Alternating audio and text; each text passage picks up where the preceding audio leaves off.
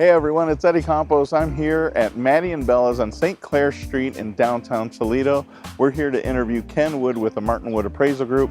We've got 4 great episodes for you. Let's go inside and get started. Hey everyone, Eddie Campos here with RE/MAX Preferred Associates. This is episode 35. We're back at Maddie and Bella's. We're on St. Clair Street, and I'm still speaking with Ken Wood from Martin+Wood Appraisal Group. We've got some tougher questions for Ken right now. In a seller's market like we have, me personally and many of my associates, we're seeing many sales going for over list price. We're also seeing that the appraisal affects that sometimes in a negative way. How do you see that affecting sales today? We are seeing transactions where the sale price is above list price, and that's primarily due to lack of inventory for certain markets, certain property types. It's also due to a very good economy and also good demand. Sure. We still have a very low interest rate environment. So in those situations, the appraiser is going to have to spend a little bit more time, and the key is comparable sales.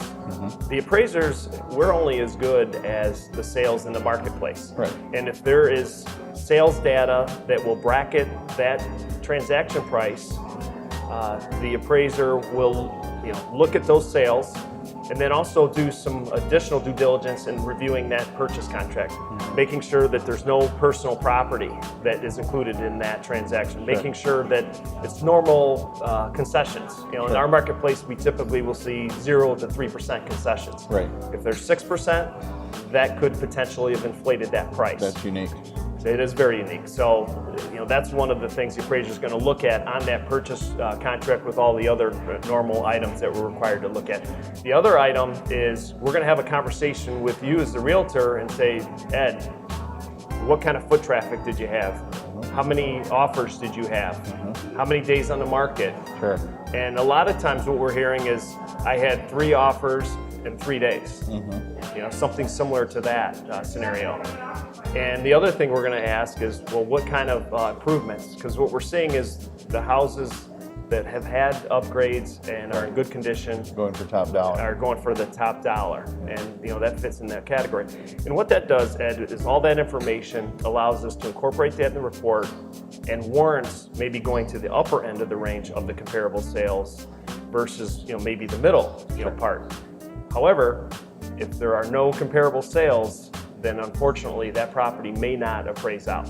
So what's the formula that you guys use to be able to do that? If I've got a 2-story home in Point Place and all that's available are 1.5 stories in ranch homes, how do you use those homes to become a comparable to that sale property? In that particular situation, the appraiser, what I would recommend is using probably 2 data sets. One, maybe use different design homes, use the 1-story. Typically a 1-story home will sell for more than a 2-story home, so there probably is going to be some sort of an adjustment. Okay. And then the other data set I would look at is if there are no 2-story homes in that particular market, I probably would go to a comparable market just to have the same type design home. Someplace close by. Correct. Kind of like Sylvania to Holland or Holland to Maumee. Correct. Okay, that makes sense.